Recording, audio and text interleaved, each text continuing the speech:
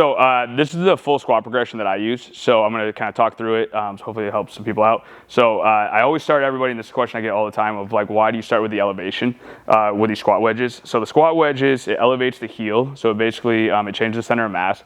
It also eliminates like one of the problems. So if you're teaching something and there's like 5 or 6 things that like, whether it's like maybe the back grounding, the knees caving in, ankles, whatever it is, like when you can do something that covers up or like fixes a big problem area for a lot of people, then you can kind of isolate 1 or 2 variables to focus on. So that's why I always start people with the elevation, right? Especially if I'm coaching 8, 9, 10, 11, 12 people at one time. It just makes everything easier, then I can individualize the coaching they need. If you don't start with this, that's going to cause more problems. It's just a lot harder to teach and coach. So that's why I always start with this, all right? So I start bodyweight squats. Go ahead, I'll put the dumbbell down for a sec.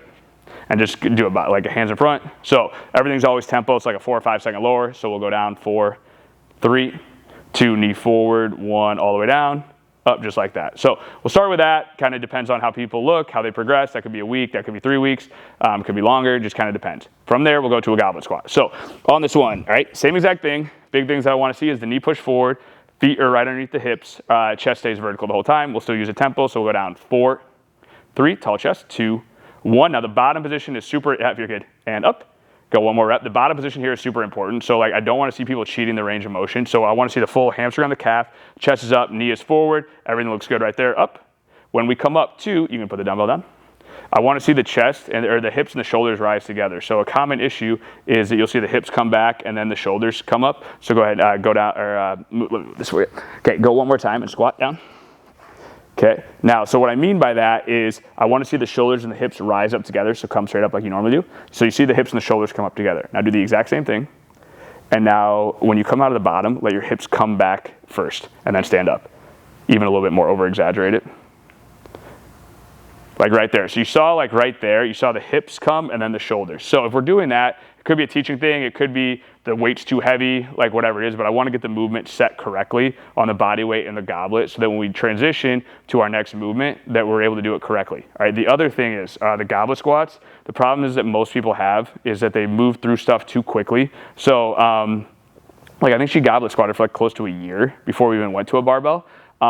So maybe you could have gone quicker, but I like to have like, there's no like specific rhyme or reason, but like if you can't goblet squat like a 50-pound dumbbell for like say 8 reps, then you probably don't have enough foundational or structural strength for the barbell. So what I mean by that, if you can hold a 50-pound dumbbell and you can do it correctly for 8 reps, your legs are probably decently strong enough, your back is strong enough to have a barbell in front of you. The technique's probably not gonna be right, but it's not because of a weakness thing, all right? If you can't goblet squat a 50-pound dumbbell and then you go to a barbell, even if your technique's really good, you probably just don't have the strength, and it's gonna be a lot harder to coach, teach, correct, just do a lot of the things that you need to do. So we can still get stronger using the goblet squats, and that's why I want people to get to like a 50-pound dumbbell, so they at least have the foundational structural strength. So when we go to the barbell, I can coach like technique things and not like, I'm telling you what to do it, but you're just not strong enough to be able to hold those positions. So that's kind of the reason and the rationale wise. Now, let's come over here.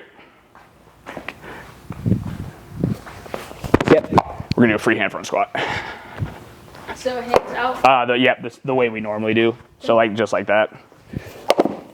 And that should be good right there. Okay.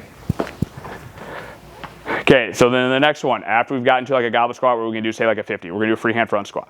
Again, even if we're doing it flat-footed, I'll come back and I'll start everybody on the wedges because it's gonna make it easier to do the movement, and then we can coach and correct from there. Okay, so on the freehand, what we want, go ahead, yep. So big thing I wanna see here, feet up on the wedges, perfect. Walk your feet down a little bit closer to me, you're good. Okay, so big thing I wanna see here is the chest staying up, knees pushing forward, so it looks the exact same like the goblet squat. So we'll do the same thing, 4 seconds on the way down. Down, 4, 3, 2, 1, up, just like that. Now the big things I wanna look for here is the arm staying straight, the thumb staying pointed up, and the elbows being locked. So if the arms drop down here, the barbell is gonna roll out. So it's teaching our basically chest and our posture to be in the position that we want to be able to use our legs for the movement. You can kind of cheat with back squats and front squats. So this kind of solidifies that position. Go ahead, go 1 more time for me. Down, 3, 2, thumbs pointed up, 1, hold it, up, just like that. And you can walk it in. So you'll see right there, the squat looked the exact same. So the hamstring was covering the calf, chest stayed up, hips and the shoulders rose together. That's one too, if you see the hips come back first and the chest drops, the barbell is gonna roll out. So again, when we're doing this, if we don't have enough foundational or structural strength, I can tell her what to do or the individual to do, but they might not just be strong enough to like keep their back in that position. So you'll see a lot more like the barbell rolling out and other stuff like that. So that's why the foundational strength is really important before going, in my opinion, going to this. Now, once we have this down good, and then there's no specific, but maybe like, 85 pounds, 95 pounds. Once you can do that good, then we'll look at going to a clean grip front squat. Okay, go ahead and let's go to a clean grip. So, oh no, I'm sorry. So coming back, we'll start working off the wedges. So if I feel like the ankle mobility and everything's good, we'll start working off. So even if I go with half my foot on the wedge, that's going to make it easier. That's going to make my body have to use my like ankles and my hips more to do the movement, and then we'll work to get off of it. So that's going to be individual, person dependent. That's where the coaching kind of comes in, to be honest. So now we're just going to demo a regular front squat without the wedges. Okay. So big things I want to see here. Go ahead, take it out.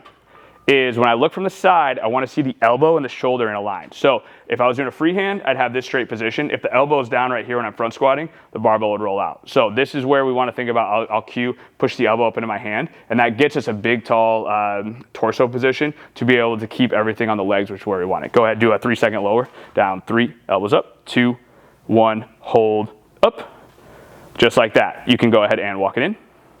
So, I mean, that was a really good front squat. And just to be honest, like I think like 4 or 6 weeks ago, she was kind of struggling with her elbows, her wrists were hurting. So like, I think it was like a month ago, we really worked on just like one session of just trying to get to that elbow position. So the most common issues, if you come closer, is that when people are front squatting, is their wrists will hurt, but they'll have the barbell set up like this. So if you see the gap between my wrist and my shoulder, there's a huge gap right there, all right? The closer that gap is, it takes the stress off my wrist, and I do have to use my like rotator cuff, backside of my shoulder to get to that position, but it's gonna make it a lot easier. So the common issue is that people like, my wrist hurts, it's because you're getting just a massive stretch right here. So you need to think about this wrist staying closer to your elbow in your front rack position, and that's gonna make it more comfortable and allow you to use your legs. So that's one thing, and I'll get people all the time, it takes time. Like it's kind of one of those things, like I know it hurts, you just kind of deal with it for like a month, 6 weeks, whatever. And it's kind of like, oh, it doesn't really bother me anymore if you're kind of working on that stuff correctly. But I've coached, like I said, hundreds, thousands of individuals, and that's just what I've seen over 15 years of doing this. All right. So,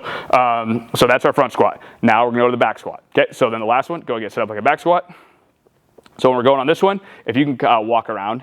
So the big things I want to see here is the bar positioning. So I do a high bar back squat. So it's on like the top part of our trap. The other thing, go ahead and take it out, is I want to see the knuckles relatively, rotate your knuckles back towards me, other way, right there, okay? I want to see the knuckles relatively pointed straight up, so the wrist is going to stay relatively straight, the elbows are going to stay underneath the barbell. So the common issue is that their elbows will drive back behind them, which puts the load like on our lower back and our hamstrings. For this type of squat, we want it on the front part of our leg.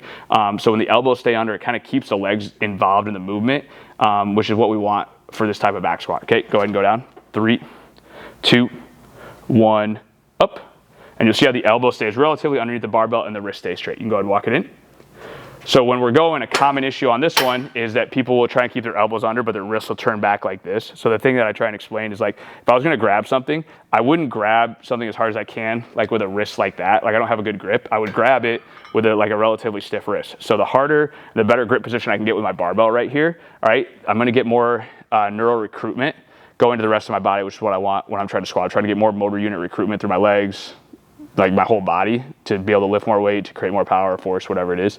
So like if I have a bad grip on the bar, I'm not going to be able to create as much force as I could be. So that's one of the things, like with that wrist staying straight. So anyway, hopefully that was a super quick demo, possibly quicker than I just talked, all right, which is hard to do. But so we went goblet, bodyweight squat, freehand front squat, back squat. So the length of time that can take, I mean, it's individual dependent. I don't like to rush things because a lot of times people rush through stuff and they start just making mistakes. That's why stuff looks bad, to be quite honest. But that could be like a 1.5-year process. And the nice thing is, like, especially when you start at a younger age, like 10, 11, 12, 13, whatever it is, like a 1.5 year in the grand scheme of things isn't really that long. But yeah, so that's the progression. That's how I go about it. The weights, everything's kind of adjusted based on the individual. But technique and quality is always the most important thing. So she started bodyweight squats, I think it was the November or October of 2023, and then we're about, June of 2025, and so we're back squatting with weights and doing that. So that's kind of been the progress, with that over time. So